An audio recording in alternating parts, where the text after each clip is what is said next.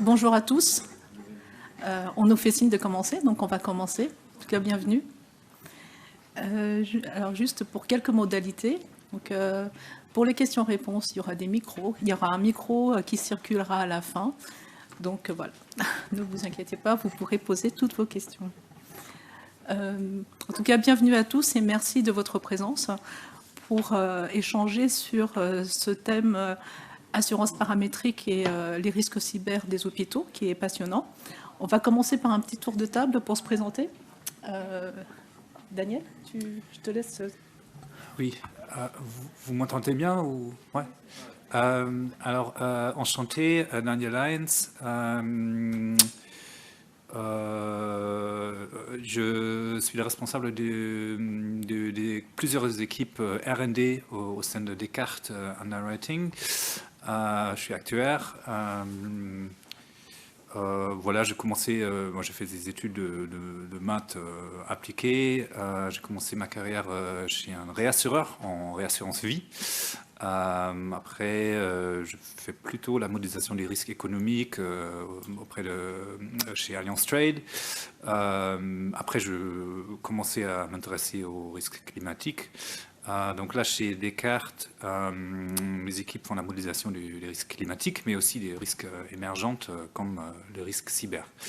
Et juste au cas où il y a un doute, l'accent que vous entendez, c'est l'allemand.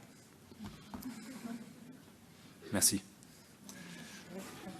Sabri Boudrama, actuaire de formation il y a quelques années, 20 ans en réalité, avec aujourd'hui des missions en consulting, en actuariat.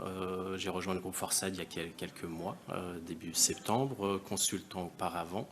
Et puis sinon, une longue carrière en compagnie d'assurance. Et donc au travers de ces différentes expériences, j'ai à la fois eu l'occasion de travailler sur de la problématique paramétrique, du risque cyber et les établissements de santé, les hôpitaux en Europe. Et donc voilà, tous les sujets qu'on va évoquer ce matin, j'ai eu l'occasion de m'y intéresser de près. Donc pour ma part, donc je suis Joséphine Valentin, actuaire depuis quelques années maintenant. Voilà. Donc j'ai travaillé beaucoup sur les produits, en actuariat produits. J'ai également porté la fonction clé gestion des risques d'une société d'assistance. Et j'ai rejoint Forsyth il y a 4 ans, donc en tant qu'actuaire consultant, et depuis 2 ans, je m'occupe de la filiale Altia, donc qui est dédiée à tout ce qui est transformation, un projet de transformation. Donc pour commencer ce sujet, donc assurance paramétrique. L'assurance paramétrique, on en parle depuis quelque temps, avec la croissance des risques émergents, mais en fait elle existe depuis plus de 25 ans maintenant, puisque ça a commencé dans les années 90, avec surtout les risques catastrophes naturelles, sous l'impulsion des institutions internationales comme la Banque mondiale.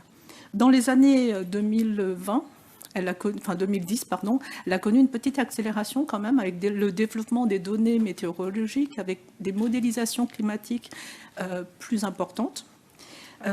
Et surtout en 2020, une nette accélération et un élargissement du périmètre, donc qui s'écarte de plus en plus du risque climatique vers les risques émergents, notamment les risques cyber. Alors, quand on parle de risques cyber, forcément, on pense aux risques financiers, à juste titre. On est très sensibilisé aux risques financiers dès lors qu'une institution financière est touchée par les risques cyber. On pense aussi au vol de données personnelles. Récemment, donc, vous avez entendu certainement parler de France Travail, voilà. Mais on ne pense pas forcément que les risques cyber peuvent aussi avoir un impact sur la vie humaine quand ça touche les hôpitaux. Et c'est cet aspect-là, en tout cas, qui nous a intéressés et qui nous a poussés à travailler sur ce sujet particulier des risques cyber sur les hôpitaux. Alors, ce qu'on va vous présenter dans un premier temps, Sabri va vous présenter justement les risques spécifiques aux hôpitaux. Dans un deuxième temps, je vous présenterai l'assurance paramétrique de façon tout à fait globale, pour vraiment comparer à l'offre aujourd'hui traditionnelle. Et je laisserai ensuite la parole à Daniel pour présenter un cas particulier, un cas spécifique de l'application de l'assurance paramétrique sur les risques hospitaliers. Merci Joséphine. Alors effectivement, on va parler un petit peu du monde hospitalier pendant cette matinée. J'imagine un monde que chacun connaît à titre personnel, individuel, par ses expériences, plus ou moins heureuses. On y va soit volontairement pour des bonnes nouvelles, soit pour des mauvaises nouvelles. Mais en tout cas, le monde hospitalier, c'est un monde en soi, très particulier, avec des risques spécifiques qu'on ignore quand on n'a jamais travaillé dessus. Et l'une des premières particularités, c'est la complexité du système d'information que recouvre un établissement de santé. Et paradoxalement, les premières introductions de l'informatique, de la technologie dans les hôpitaux, c'était pour gérer les aspects financiers de l'hôpital, toute la partie comptabilité. Donc ça fait quand même presque 20 ans que ça existe. Mais progressivement, on a vu apparaître d'autres besoins de développement, d'intégration de l'IT dans l'activité hospitalière, et notamment tout ce qui concerne la problématique du dossier patient, de l'activité médicale en tant que telle, la prise en charge des personnes qui souhaitent se faire soigner dans la structure de santé. Et donc aujourd'hui, on a une imbrication de plusieurs générations de systèmes d'information qui sont venus finalement de manière assez indépendante et autonome se greffer les unes aux autres, avec une complexité aujourd'hui qui est certainement aussi importante que ce qu'on peut rencontrer dans d'autres structures. Je pense notamment aux structures bancaires ou financières qui, elles aussi, ont connu des évolutions un peu de ce type-là, assez anarchiques, avec des problématiques de fusion, d'acquisition, de structures. Et donc aujourd'hui, l'hôpital, c'est un amalgame d'applications, de systèmes d'information qui sont connectés les uns avec les autres, mais sans aucune cohérence. Pour vous donner un ordre de grandeur, un hôpital, enfin en tout cas la partie hospice civil de Lyon, donc qui sont les hôpitaux publics de la région lyonnaise, qui est, je pense, la deuxième ou troisième structure en termes de taille en France, c'est plus de 500 applicatifs qui doivent communiquer entre eux. Si on descend un peu plus dans le sud, Marseille détient la palme, si on enlève évidemment Paris qui est un cas particulier, mais Marseille, c'est plus de 1000 applications qui doivent communiquer quotidiennement entre elles, et encore une fois, dans une évolution qui n'a pas été pensée de manière verticale, mais qui s'est faite au fil du temps. Autre particularité du monde hospitalier, depuis 2021, le personnel médical hospitalier a l'autorisation d'accéder à ce système d'information depuis l'extérieur. Donc on a une ouverture de ce système d'information à des intervenants qui sont à leur domicile. On a tous connu avec le Covid les problématiques de sécurité informatique liées au télétravail notamment. Autre particularité, depuis quelques temps, et là aussi le Covid a été un accélérateur, la problématique de la télémédecine. Donc aujourd'hui, un patient n'a plus besoin de se rendre physiquement dans la structure de santé pour être pris en charge, et donc il y a un échange d'informations, de données sensibles, données médicales, qui se fait à distance. Donc on voit qu'on est sur une structure extrêmement compliquée. Là, résumé en quelques secondes, il y a des graphiques que vous pouvez aller voir sur Internet qui essaient d'un peu de schématiser ce système d'information, et vous verrez qu'on est face à quelque chose qui en réalité... si je le dis d'un point de vue assurantiel, et donc pas technique, pas informatique et pas en termes de gouvernance d'hôpital, mais d'un point de vue vraiment assurance, qui est en réalité quelque chose qui est ingérable en termes de sécurité informatique. À cette description un peu technique et qui peut être effrayante, vient se rajouter aussi la problématique de la matière qui est prise en charge par ces structures. Toute entreprise a évidemment une activité sensible, importante, je ne vais pas le nier. Après, les hôpitaux, on a bien conscience que leur activité touche à quelque chose d'encore plus sensible, à la vie humaine, avec des données médicales, des données individuelles qui sont potentiellement très riches en informations et extrêmement attractives pour des personnes qui souhaiteraient tirer profit de ces données. Données médicales, mais aussi, il ne faut pas l'oublier, les hôpitaux, données financières. Le soin n'est pas gratuit, et donc il y a aussi des échanges de flux financiers importants qui transitent par les hôpitaux. Ce qui en fait véritablement un point de rencontre entre différentes activités médicales, financières, médiatiques, etc., scientifiques, particulièrement intéressantes pour qui veut chercher de la valeur facilement, de manière plus ou moins honnête. Dernière particularité, je vais peut-être accélérer, en termes au-delà des infrastructures, les personnes qui interviennent, les personnels soignants ne sont pas formés dans le cadre de leurs études au risque cyber, donc c'est des personnes très naïves sur ce sujet-là, qui ne font pas du tout attention à la sécurité et à l'accès au système d'information. Et aussi, quand on essaie de benchmarker les moyens financiers qui sont alloués aux problématiques informatiques, j'ai dit des systèmes extrêmement complexes, mais qui font l'objet de moyens financiers extrêmement réduits. Si on regarde le budget d'un établissement de santé en France, moins de 2% du budget est consacré consacré au sujet informatique, là où sur d'autres activités, on peut aller jusqu'à 10%. Et évidemment, la sécurité informatique dans ce budget IT est encore plus réduite. Donc on voit que les moyens face à ce risque sont extrêmement déséquilibrés.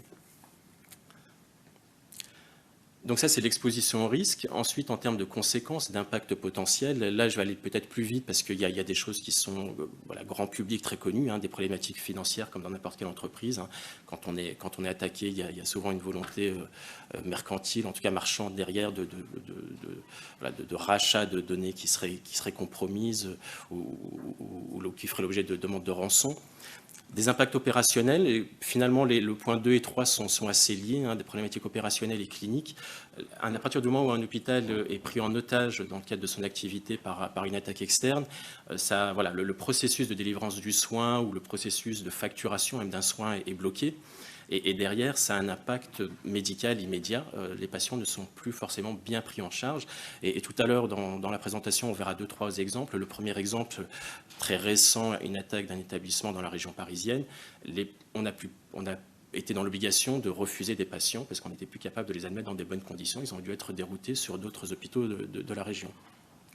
Donc impact opérationnel comme dans n'importe quelle entreprise, mais cette fois-ci complexifié par cette problématique prise en charge des patients.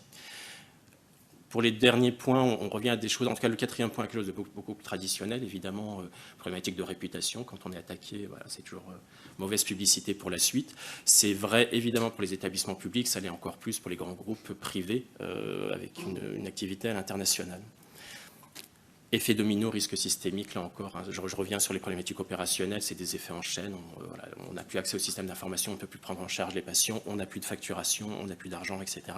Donc problématique cyber un peu classique et mieux connue par nous autres aujourd'hui. À titre d'illustration, en tout cas pour faire un focus aujourd'hui sur l'évolution du risque, ici c'est des données relatives aux États-Unis qui sont beaucoup mieux organisées en termes de collecte d'informations depuis plusieurs années, beaucoup plus qu'au niveau européen où le sujet est traité depuis uniquement 4-5 ans, je vais dire de manière sérieuse. Et là on a un historique sur presque 20 ans qui tend à montrer que le nombre d'incidents, et je ne parle pas d'attaques, mais vraiment d'incidents au sens large qui touchent les hôpitaux, le monde de la santé aux États-Unis, est relativement stable sur cette période. On est sur entre 500 et 1000 incidents par an. Ce qu'on cherche surtout à montrer, et peut-être que dans les graphiques, donc la page suivante, Joséphine, c'est beaucoup plus rapide à voir. Donc sur ce graphique, on représente la variation annuelle, donc dans l'histogramme vert, la variation annuelle d'incidents constatés sur le marché américain. Donc, quand on lit sur les grandes barres verticales 150 plus 150, ça veut dire qu'entre 2019 et 2020, on constate 150 incidents technologiques supplémentaires dans ce secteur d'activité. Et ce que je souhaitais mettre en avant, c'est à quoi est lié, ou en tout cas quelle est la source de ces incidents informatiques. Et c'est représenté avec la courbe bleue, qui épouse quasiment parfaitement celle de l'histogramme. L'histogramme, donc, c'est l'ensemble des incidents. La courbe bleue, c'est les incidents liés à une attaque externe. Donc on voit qu'aujourd'hui, les évolutions d'incidents informatiques sur le marché américain sont exclusivement liées à ce qui se passe en termes d'attaques de hacking par des intervenants extérieurs.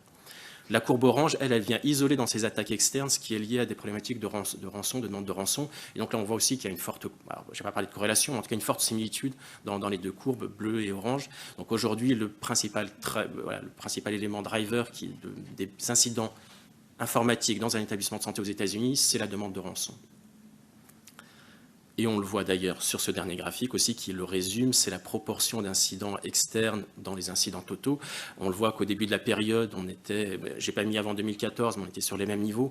La partie attaque externe et demande de rançon était extrêmement marginale. Aujourd'hui, ce type d'incident, c'est 90% des incidents dans un établissement de santé aux États-Unis. Comme je disais, en Europe, on est beaucoup moins riche en termes d'informations. Donc là, on a vraiment structuré la donnée depuis le début des années 2020, post-Covid. Ce qu'on peut dire, c'est que là aussi, les demandes de rançon sont un sujet important. 54% des incidents constatés sont liés à ces événements. En termes de durée d'interruption, aucune information véritablement robuste, solide, exploitable en termes assurantiels sur l'Europe.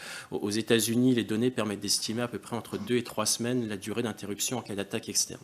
Donc on n'est pas sur un épiphénomène, on est vraiment sur des choses qui, à partir du moment où elles se réalisent, ont un impact dans la durée. En termes de cible visée, on est sur une répartition quasi équivalente entre les établissements de santé et les professionnels de santé. Les professionnels de santé étant beaucoup plus nombreux et certainement aussi moins aguerris qu'un établissement de santé en termes de protection. Et donc, en termes d'impact, les principaux sujets, en tout cas ce qu'on constate en termes d'incidents, évidemment la fuite de données. Comme je disais, aujourd'hui, les demandes de rançon deviennent l'élément essentiel en termes d'incidents, et donc c'est pour aller chercher de la donnée par les personnes qui font ces attaques.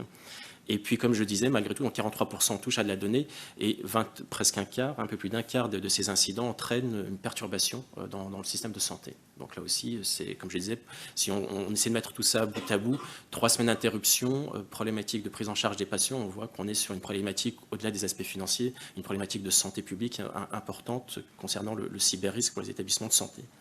Et puis, dernier indicateur, mais qui reste extrêmement fragile, le coût médian aujourd'hui constaté dans les différents sondages qui ont été réalisés en Europe permet d'estimer à peu près à 300 000 € le coût d'un incident cyber. C'est un coût médian. En réalité, aujourd'hui, quand on regarde de manière un peu plus poussée les scénarios auxquels font face les hôpitaux, eux-mêmes déclarent dans des simulations qu'ils réalisent qu'on est plutôt aux alentours de 10 à 20 millions d'euros en cas d'attaque sévère, donc cumulant à la fois le coût de remédiation, à peu près 10 millions d'euros, puis autant, voire plus, sur la partie perte d'exploitation. Donc des incidents avec des coûts massifs. Je vais aller très vite sur les exemples, parce que je pense que l'horloge tourne. Donc on a retenu 3 exemples pour essayer de balayer un peu des situations, quelques situations emblématiques. Le premier, je l'ai déjà un peu évoqué, 2022 récemment, donc grande couronne parisienne, un établissement de santé attaqué. Si tu peux juste passer sur la suivante. Voilà, donc là, on était clairement dans le cas typique que je citais, de demande de rançon. Donc les hackers qui ont pris, qui ont séquestré une partie du système d'information d'établissement, demandaient une rançon de 10 millions de $. L'établissement a fait le choix de ne pas payer cette rançon. Donc, en termes de mesures de rétorsion, les hackers ont divulgué des données. Donc, le dossier patient de 700 000 personnes en France, avec derrière toutes les conséquences en termes d'obligations réglementaires, notification à chacune de ces personnes. L'hôpital a été obligé de notifier à chacune des personnes concernées le fait que ces données personnelles avaient été divulguées, mises sur le marché. Suite à, on ne va pas parler de négociation, encore une fois, refus assez ferme de la part de l'établissement de payer. Les hackers sont revenus avec une deuxième proposition à la baisse, on est passé de 10 millions à 1 million d'euros. À ma connaissance, ça n'a pas été payé. Donc ça, et finalement, je pense qu'il y a eu une lassitude réciproque, en tout cas du côté des hackers, et les données ont été libérées. Avec toujours cette problématique, c'est que malgré tout, et c'est pour ça que d'ailleurs on recommande de ne pas payer des rançons dans ce type de situation, c'est que dans tous les cas, une fois que les données sont libérées, on ne sait jamais si elles n'ont pas été altérées. Et donc, de toute façon, il faut repartir à zéro pour reconstruire des bases de données quasiment à zéro, vérifier, nettoyer, parce qu'on n'est jamais certain que le livrable des hackers est dans l'état initial. Donc là, on est revenu à une situation zéro, mais avec tous ces efforts qu'il va falloir réaliser. Comme je le disais tout à l'heure, évidemment, cet incident, plusieurs mois d'arrêt, des patients qui ont été déroutés, et l'hôpital qui a perdu, en termes financiers, il y a eu un impact extrêmement important. Deuxième cas d'école, lié donc au déclenchement des événements en Ukraine en 2022 et donc au fait que la France s'était placée côté ukrainien, comme le reste de l'Europe. On a constaté en 2023 un pic d'attaque côté c'est probablement venant, en tout cas c'est les conclusions des premières enquêtes du côté russe avec la technique des DOS, donc on sature les systèmes d'information par des requêtes massives. Dernier exemple, là c'est pour donner un ordre de grandeur, ou en tout cas de l'aspect systémique des attaques possibles. On traverse l'Atlantique pour aller aux États-Unis, donc attaque très récente, 2024. United Health, qui n'est évidemment pas connu ici en Europe, c'est un très gros acteur en termes de logistique et notamment de facturation dans le système de santé américain. Les laboratoires, les pharmacies, les hôpitaux doivent communiquer entre eux en termes de flux financiers. Et United Health, c'est un de ces intermédiaires avec une part de marché prépondérante. Donc attaque là aussi par des hackers. Donc les groupes sont cités ici, des groupes identifiés. Et donc là, pour essayer de valoriser un peu l'impact que ça a eu, gros acteurs, 190 millions de patients, donc de citoyens américains, sont concernés par cette attaque. Donc c'est la moitié de la population américaine qui a été touchée par ce seul incident. Et là, donc aux États-Unis, l'entité qui a été touchée a accepté de payer les attaquants avec une facture officielle estimée à 22 millions de $. Évidemment, il y a peut-être eu d'autres sommes qui ont été payées à côté. Donc, mais on voit en tout cas en termes d'impact financier plusieurs dizaines de millions d'euros de charges financières. Et puis surtout, voilà, c'est un vrai risque systémique important. La moitié de la population américaine touchée par un seul événement. Maintenant, si on commence à faire une petite passerelle côté assurance, comment résumer, ou en tout cas comment dresser un panorama de ce qu'il en est en termes du risque cyber dans le monde hospitalier. C'est un marché récent. Donc, comme je le disais, déjà en Europe, on a pris du retard par rapport aux États-Unis, et dans le monde de l'assurance, encore un peu plus de retard. Donc, on a encore peu d'informations, un marché jeune en pleine croissance, extrêmement mouvant en termes de connaissances et en termes de réalité même du risque. On l'a dit, des sinistres qui peuvent être d'intensité extrêmement forte, plusieurs dizaines, voire centaines de millions de dollars dans les chiffres non officiels. Donc évolution rapide en termes de, comme je disais, de technique, du risque, mais également en termes de régulation. Évidemment, les autorités nationales et internationales se préoccupent davantage de cette problématique, avec des contraintes qui pèsent ensuite pour chacune des personnes concernées. Donc les hôpitaux, en termes de régulation, font notamment l'objet aujourd'hui d'une réglementation quasiment designée sur mesure au niveau européen, Nice 2, avec un certain nombre de contraintes de prévention, mais également ensuite en termes de gestion des incidents. Et peut-être un point qui sera repris par la suite, c'est le tout dernier cité sur la page ici projetée. Souvent, en termes d'assurance, on a une problématique de bien faire les choses, d'enquêter, de savoir ce qui s'est passé avant de passer à la phase de remédiation et puis peut-être d'indemnisation. Là où, quand on parle d'incidents dans un établissement hospitalier, l'urgence est de repartir dans l'activité. Il y a des patients à soigner, c'est une question de vie ou de mort. Et donc, parfois, il y a une vraie incompréhension entre l'assureur et l'assuré dans ces circonstances. Donc, ce qui fait aussi une particularité du secteur qu'on évoque ce matin.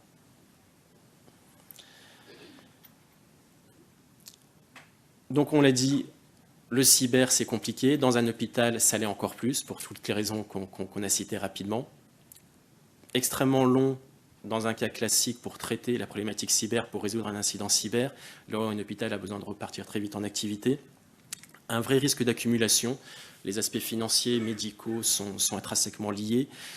Aujourd'hui, je l'ai dit, il y a de la télémédecine, il y a aussi des pratiques qui se modernisent. Donc, on fait appel à des applications, on stocke de l'information dans le cloud. Donc, le risque d'accumulation, le risque systémique devient extrêmement important pour ces structures de santé.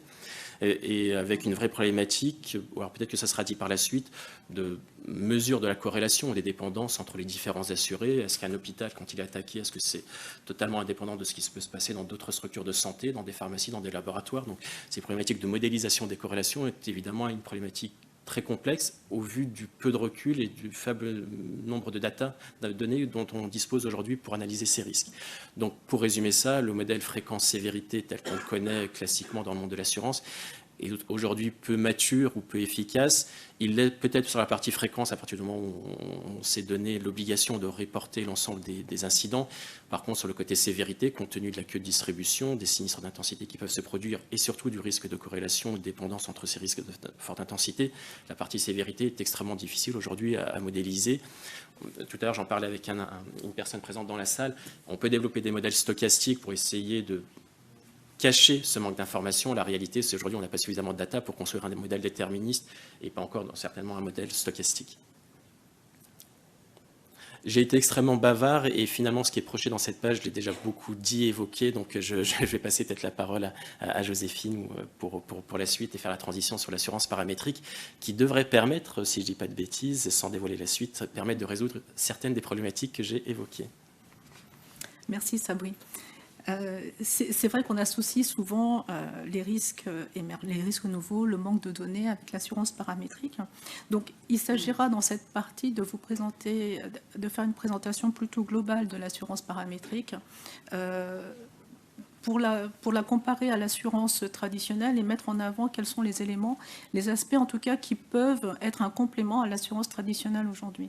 Donc on ne va pas développer la partie calculatoire, ni les avantages produits, etc. etc. C'est vraiment une présentation des grands principes pour illustrer un petit peu la complémentarité avec l'assurance traditionnelle.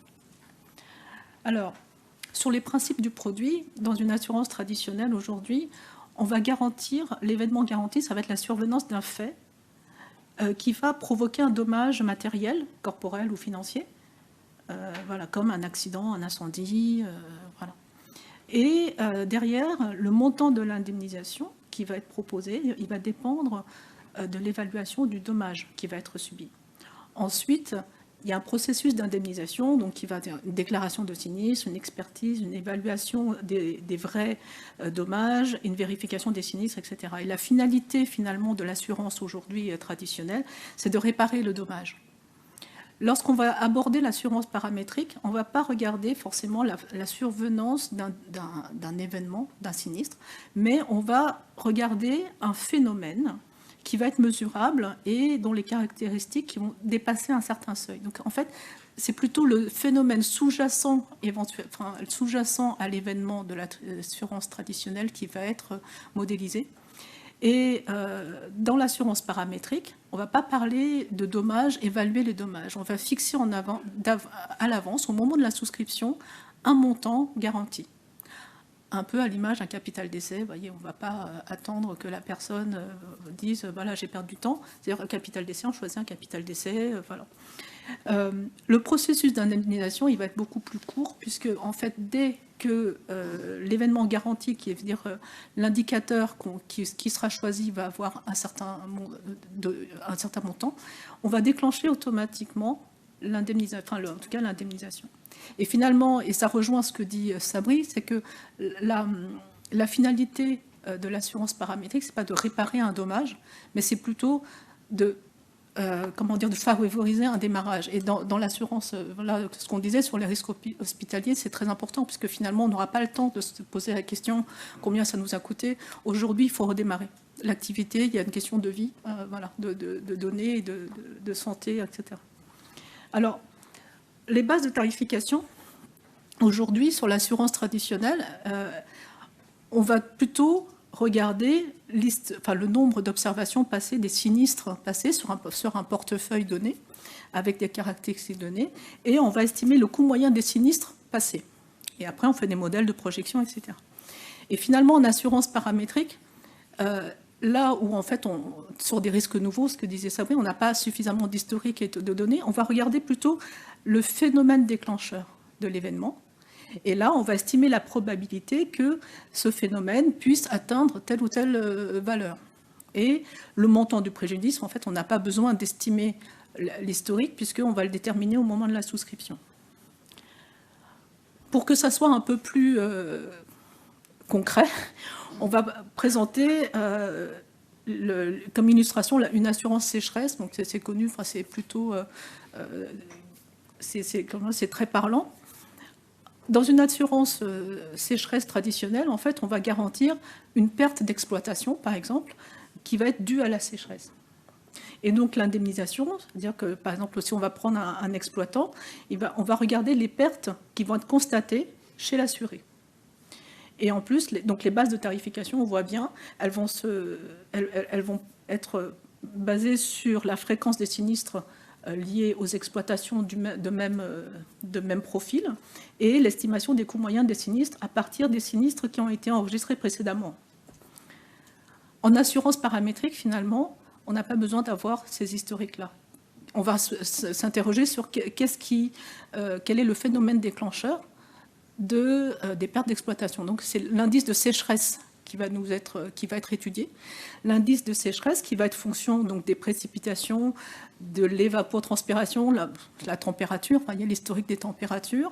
Ça va être aussi, dans certains cas, donc, des modèles qui vont tenir compte de la capacité de rétention des sols.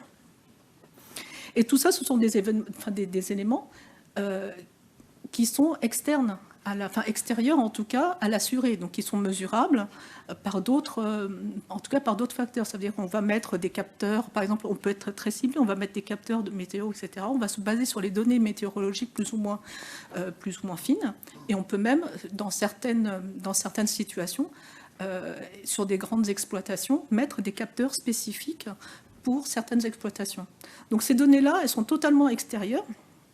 Et donc là, on peut dire, par exemple, dans l'assurance paramétrique, on va garantir le déclenchement de l'indemnisation à partir du moment où l'indice de sécheresse va être en dessous d'un certain seuil. Parce qu'en amont, on saura qu'en dessous d'un certain seuil, les exploitations ne pourront pas tenir. Et le montant qui va être garanti, il va être choisi, déterminé de façon forfaitaire par le souscripteur alors sur des conseils, etc., parce que l'idée, c'est pas non plus qu'ils s'enrichissent sur... voilà, c'est-à-dire que au vu de la taille de son exploitation, il va choisir un montant garanti qui va être défini en amont. Et donc, les bases de tarification, finalement, elles vont pas avoir, on n'aura pas besoin d'avoir des sinistres observables, etc. On va surtout regarder l'historique des taux de précipitation d'une zone donnée, des températures de la région en question, éventuellement de la capacité de rétention des sols, et en fait, et on va aussi tenir compte des caractéristiques des exploitations à couvrir pour avoir un choix pertinent du capital forfaitaire garanti. Donc vous voyez la grande différence entre les deux. Finalement, les principaux enjeux pour l'assurance paramétrique, donc en fait l'avantage, comme on a vu, c'est qu'elle est fondée sur un phénomène extérieur qui est totalement indépendant du bénéficiaire de l'assurance. Donc qui est, j'allais dire, neutre. Voilà, qui ne dépend pas des données du souscripteur. Et l'assurance paramétrique, elle va venir finalement compléter l'assurance traditionnelle par le fait qu'on peut avoir des données autres qui peuvent nous permettre d'évaluer le risque. Alors évidemment, c'est pas si simple, parce que là on a parlé de données météorologiques, où là en effet il y a beaucoup de données. Et la difficulté, lorsqu'on s'écarte un petit peu du risque climatique avec les données qu'on a, c'est lorsqu'on aborde des nouveaux risques, ça va être de trouver quel est le phénomène sous-jacent et quel est l'indicateur le plus pertinent pour caractériser le risque sous-jacent. Et ce qui peut être aussi un enjeu, en tout cas compliqué, c'est de trouver la corrélation entre l'indice et les pertes qui vont être constatées. Comme je l'ai dit, l'idée, ce n'est pas forcément qu'une personne s'enrichisse là-dessus. C'est-à-dire qu'il faut qu'elle ait suffisamment de fonds pour redémarrer. Je vais prendre par exemple l'indice de sécheresse. Si on dit que l'indice de sécheresse, alors je dis n'importe quoi, est 100, si un indice de 100 ne va pas forcément faire couler une exploitation agricole, vous voyez, donc voilà. Donc tout ça, ça permet d'avoir une vision équilibrée d'une garantie. Et donc, ce qui veut dire qu'il y aura un travail préparatoire qui va être totalement différent, finalement, du travail préparatoire dans une assurance traditionnelle.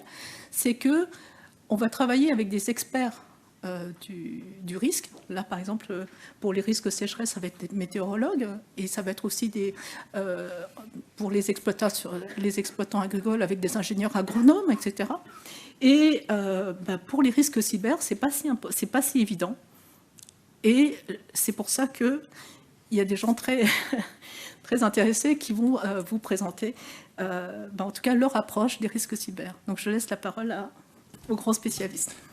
Merci, Joséphine. On peut passer peut-être à la slide suivante. Alors, ouais, je vais vous parler de la couverture cyber de Descartes. Avant de plonger dans les détails, je vais juste très rapidement présenter Descartes.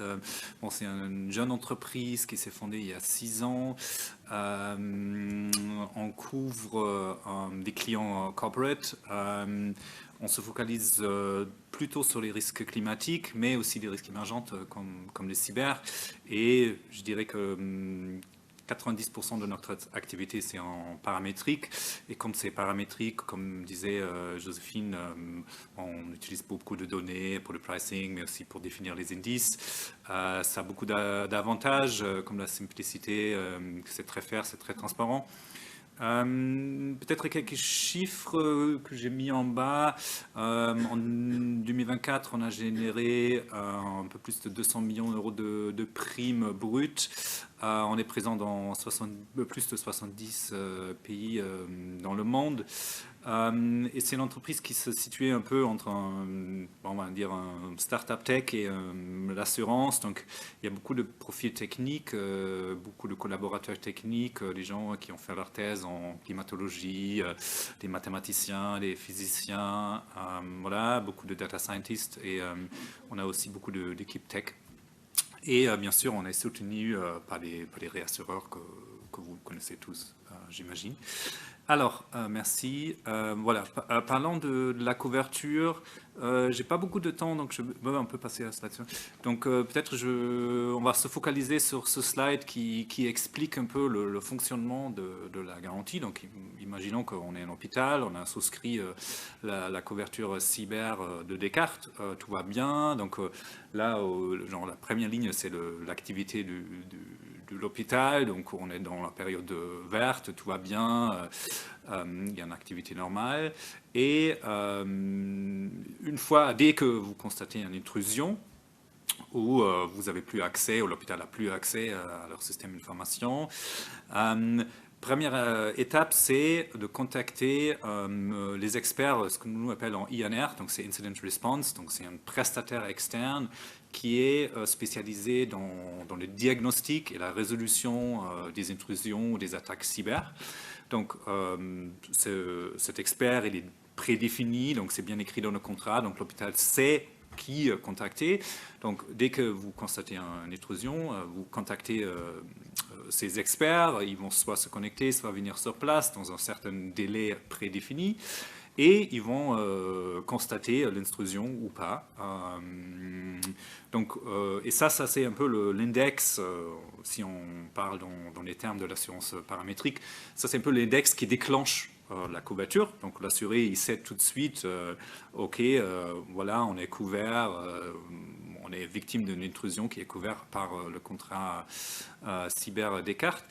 Donc là, on est entre 1 et 2, donc il n'y a plus d'activité, l'activité a cessé parce qu'il n'y a plus accès au système informatique. Et là, le travail, ce dont Sabri a un peu parlé, le travail de remettre en place le système, l'accès au système informatique commence. Et pendant cette période, les experts, ils vont travailler, voilà, ils vont débrancher tout, remettre les backups, voilà. Et une fois que cet incident est résolu d'une certaine façon, et je vais en parler tout à l'heure, ce que ça veut dire résolu, la couverture s'arrête. Et qu'est-ce que ça veut dire l'incident est résolu? Sabri nous en a parlé un peu. Quelle est l'urgence pour l'hôpital? C'est reprendre l'activité, bien sûr. Et nous, pour définir cette reprise d'activité, on a travaillé pas mal avec les clients, mais aussi avec les courtiers pour avoir une définition, qu'est-ce que ça veut dire pour un hôpital. Et l'exemple que je vous ai mis sur le slide, c'est des nouveaux patients peuvent être rentrés dans le système, donc l'hôpital peut accueillir des nouveaux patients.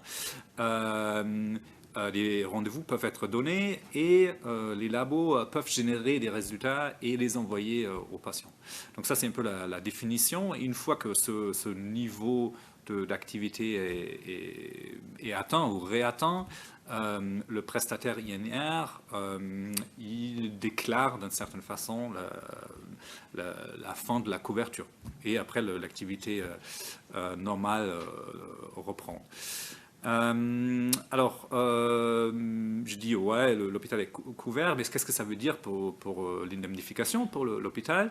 Ça, c'est la dernière ligne, donc ça, c'est l'indemnification. Normalement, il y a une période de franchise ou de quelques jours où il n'y aura pas d'indemnification. Après, pour chaque jour de arrêt d'activité, l'hôpital assuré reçoit ou touche une indemnification journalière qui est prédéfinie, qui est définie avec nous, avec les courtiers, avec les clients, selon les attentes du client, selon ses revenus pour indemniser.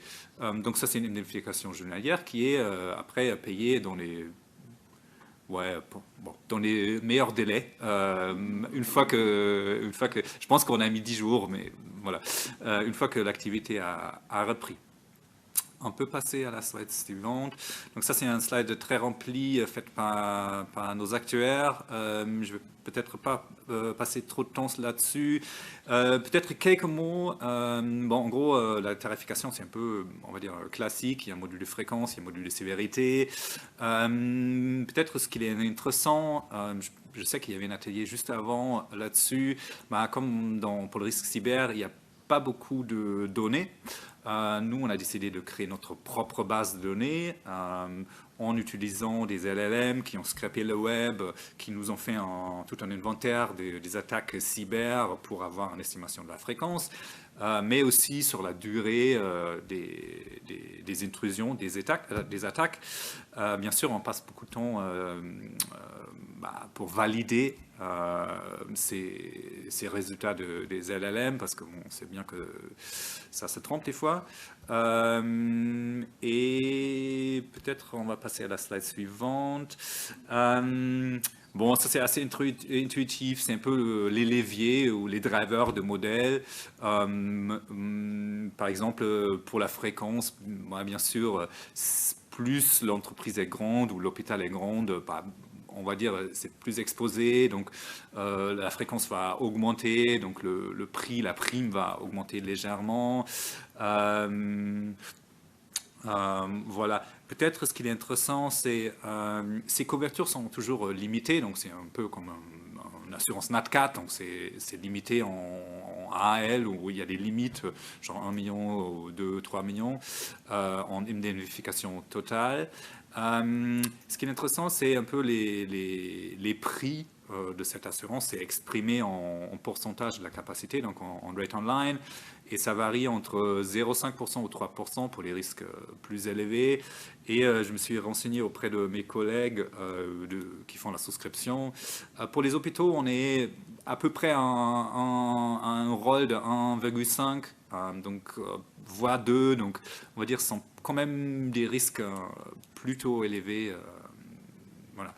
Donc là, il reste 4 minutes, donc je préfère prendre, on préfère prendre quelques questions.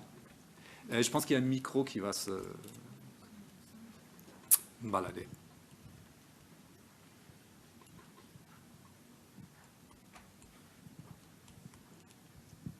Merci beaucoup pour votre présentation. J'avais une petite question sur l'indice.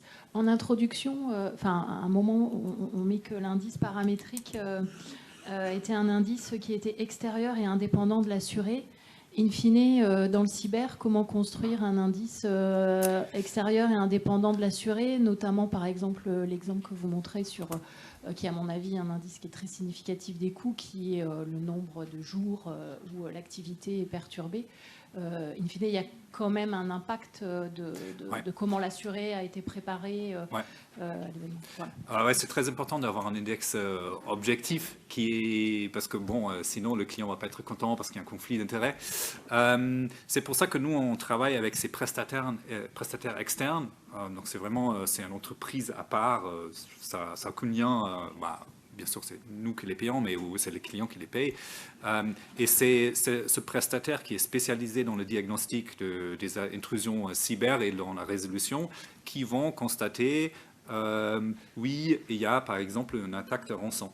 Donc, c'est l'index ou la partie objective, d'une certaine façon, c'est ce prestataire externe qui aussi va travailler sur la résolution et qui aussi va diagnostiquer la fin de l'intrusion. Donc, je ne sais pas si ça répond à votre question.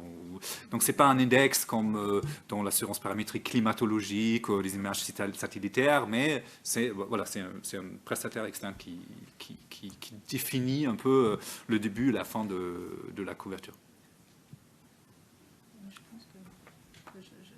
Pour compléter un petit peu, juste pour compléter ce que disait Daniel, on en avait discuté, c'est-à-dire qu'au démarrage d'une assurance, forcément, on est obligé de s'appuyer sur des index objectifs et externes. Cependant, au fil du temps, ces index objectifs sont complétés également, c'est ce qu'on a vu, par l'expérience du client, un peu comme dans toute assurance où finalement on ajuste après cet index en fonction, on prend en compte aussi à partir du moment où le contrat proprement dit a un peu de recul, évidemment il y aura en tout cas un ajustement possible au profil spécifique d'un client donné.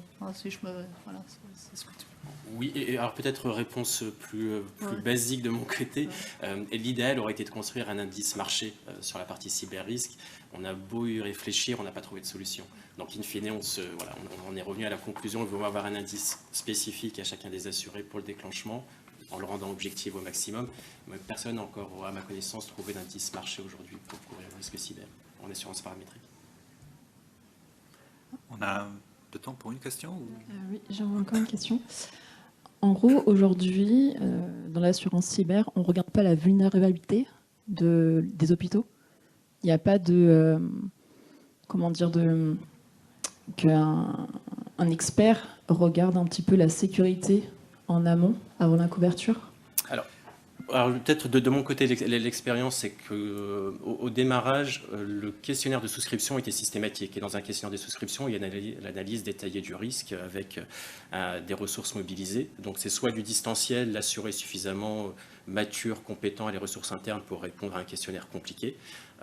On parle souvent de 200 à 300 questions sur un questionnaire de souscription par un établissement de santé, ou soit il y a un déficit de compétences en interne et donc il faut diligenter, envoyer des experts de l'assureur pour essayer de faire l'analyse du risque. Le retour d'expérience, c'est que c'est extrêmement long, fastidieux et que les assurés sont rapidement lassés, ne savent pas répondre, ne veulent plus répondre. Et donc il y a de plus en plus d'offres aujourd'hui qui se développent un peu à l'aveugle, sur du risque évidemment réduit. On ne parle pas des grands établissements de santé en France, les grands groupes, mais sur des structures plus petites en termes de risque, d'exposition, on se permet pour quelques assureurs aujourd'hui de faire sans analyse du risque. Je vous remercie. J'ai une deuxième question. Donc l'événement se produit. Est-ce qu'après, vous faites une sorte de service client pour améliorer leur sécurité ? Nous, en tant que Descartes, non. Je sais que Sabri, il a plein de choses à dire là-dessus de son activité précédente. Non, ça c'est un peu l'avantage on va dire. Ça, c'est une caractéristique de l'assurance paramétrique. C'est vous achetez l'assurance, ça se déclenche d'une certaine façon automatiquement et ça nous permet aussi d'avoir des coûts ou des primes moins élevés que le marché. C'est un peu une assurance automatisée, je veux dire. Mais par rapport au risk management, je pense que Sabri peut dire plein de choses là-dessus. Il y a des acteurs, évidemment, qui sont beaucoup plus intéressés, on va dire, au risque global d'un établissement de santé. Et le cyber est l'un de ces risques. Jouer sur l'atténuation, la maîtrise du risque cyber avant ou après incident, ça peut avoir des impacts sur d'autres lignes d'activité. Donc, un assureur un peu plus généraliste, en tout cas qui s'intéresse à plus de lignes d'activité, aura plus intérêt à faire une bonne gestion post-incident pour réduire le risque cyber, en tirant profit peut-être sur d'autres lignes d'activité, mais c'est des budgets extrêmement importants. Mais là-dessus, Daniel pourrait aussi en parler, c'est-à-dire que parfois, tu me parlais tout à l'heure d'un exemple, un backup, deux backups, un exemple d'un établissement de santé en Allemagne, pour augmenter son niveau de sécurité, le budget que l'IT devait mobiliser était d'un peu plus peut-être presque 2 millions d'euros. Voilà. Et donc voilà, c'est des budgets d'investissement extrêmement importants. Donc nous, on peut le conseiller en tant qu'assureur. Ce n'est pas forcément suivi dans la pratique par l'établissement qui n'aura pas les moyens de mettre en œuvre et qui acceptera de payer une prime d'assurance plus élevée parce qu'il n'est pas en capacité de réduire ou en tout cas d'atténuer son exposition, sa vulnérabilité. Donc certains assureurs souhaitent le faire. Après, la réalité, c'est qu'il faut qu'il y ait un budget en face pour réduire réellement, dans les faits, cette exposition. Une dernière question, je ne sais pas où on en est. Merci pour la présentation. En fait, on a parlé un peu de l'ajustement de l'indice. Je voulais savoir si on observe, comme dans l'assurance traditionnelle, c'est le renouvellement annuel et donc on pourrait appliquer une sorte de majoration, mais ce sera un changement sur l'indice pour le client au fur et à mesure on apprend à connaître le client. Pardon, je n'ai pas compris la question, excusez-moi. En fait, on a parlé un peu des ajustements de l'indice.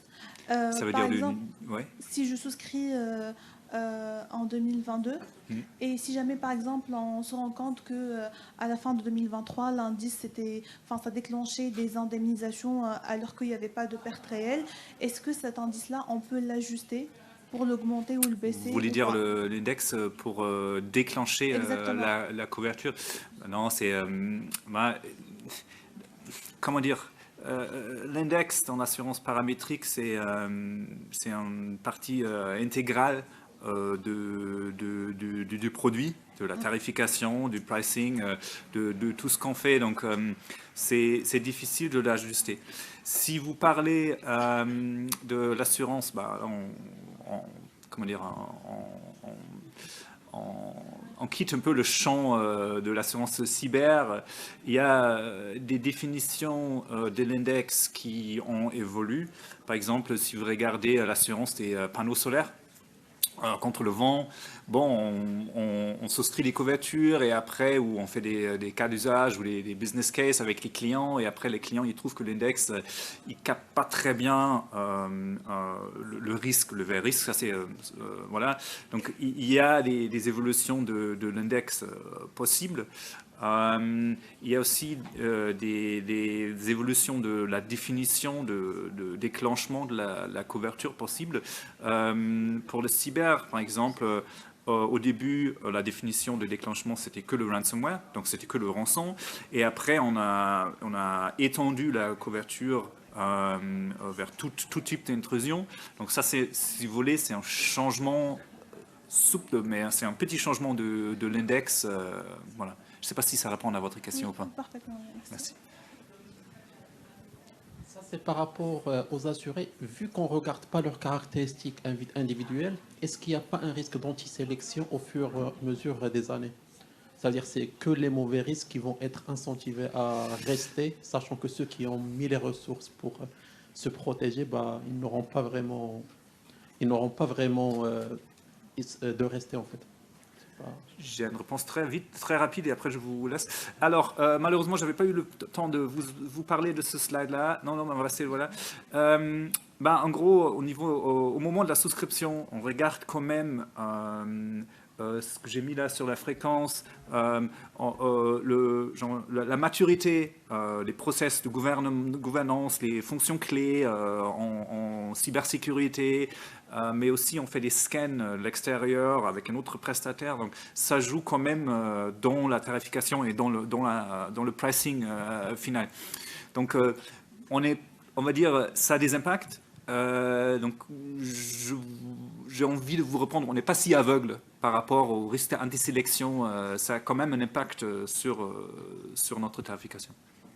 Pour aller très vite, aujourd'hui, il y a deux populations qui achètent de la couverture assurantielle risque cyber. Il y a les très bons élèves qui sont très bien préparés, qui veulent rajouter une couche supplémentaire voilà. Au moins pour valider le fait qu'ils sont très bons. Et puis il y a les très mauvais. Donc tu auras ces deux populations qui vont acheter. Aujourd'hui, ce qui manque au marché cyber, c'est l'intermédiaire, c'est-à-dire l'assuré moyen, ni excellent, ni très mauvais. Ce qui fait que ce n'est pas encore un marché totalement mature. Merci beaucoup. Merci beaucoup pour la présentation. On peut revenir sur la slide avec la perte d'exploitation, enfin le shutdown. Oui, c'était celle-là. Alors moi j'ai une question sur Alors déjà, est-ce que c'est un produit qui est déjà commercialisé? Oui, bien sûr. Et c'est pris en complément d'une assurance cyber classique, ou est-ce que c'est des produits qui sont pris tout seuls? Non, c'est une bonne question. Souvent, l'assurance paramétrique est pris comme supplémentaire. Pour justement pour se couvrir pour une franchise un peu élevée pour les risques climatiques, on va dire en dommages, voilà. Là, c'est un produit vraiment standalone. Donc les clients, on va dire les clients et les courtiers, les courtiers le proposent comme soit vous prenez une assurance classique cyber, soit vous prenez ce produit. Comme les limites sont pas très élevées, donc vous voyez, on parle pas des dizaines de millions ou des centaines de millions d'euros de limites pour l'assurance cyber. C'est soit l'un soit l'autre. Ok, et du coup ma question c'est sur la zone grise quand on a un incident. On a une cyberattaque, vous avez parlé tout à l'heure on a potentiellement 500 modules technologiques dépendants, etc. C'est jamais les 500 qui tombent d'un coup. Très souvent, c'est 2-3. On a un service qui tombe, mais pas tout le reste de l'hôpital. Du coup, comment est-ce que ça se passe dans cette zone grise dans laquelle on est toujours Ouais. Je laisse peut-être ça. Tu as plus d'expérience, je te laisse répondre là-dessus. Je ne sais pas si la question porte sur l'assurance cyber en général ou sur l'assurance paramétrique particulièrement. Sur l'assurance, enfin en tout cas sur l'assurance traditionnelle, on va dire, à partir du moment où il y a un incident cyber, tu as des équipes d'experts qui vont intervenir, donc faire du forensic. Et donc l'analyse, c'est vraiment des ingénieurs info, cyberinformatiques extrêmement compétents, extrêmement chers aussi. D'où le coût aussi de la couverture cyber, si on l'a fait jusqu'au bout. Après, sur l'assurance paramétrique, je pense qu'il y a beaucoup moins de... À partir du moment où l'expert est là au démarrage en disant il y a eu un incident. Je ne sais pas si l'assistance est aussi poussée, l'investigation aussi poussée que dans une assurance traditionnelle qui va vouloir essayer de calculer au plus juste le coût de l'indemnisation. L'assureur paramétrique, d'une certaine manière, à partir du moment où on a constaté l'incident, vous avez le chèque. Je m'arrête là parce que je voilà. Voilà. Pas être, Non, mais il n'y a rien à rajouter. Donc, si c'est un système parmi 500 ou 499, une fois qu'une intrusion a été détectée, la couverture déclenche. Ok, merci. Merci. Merci beaucoup. Merci.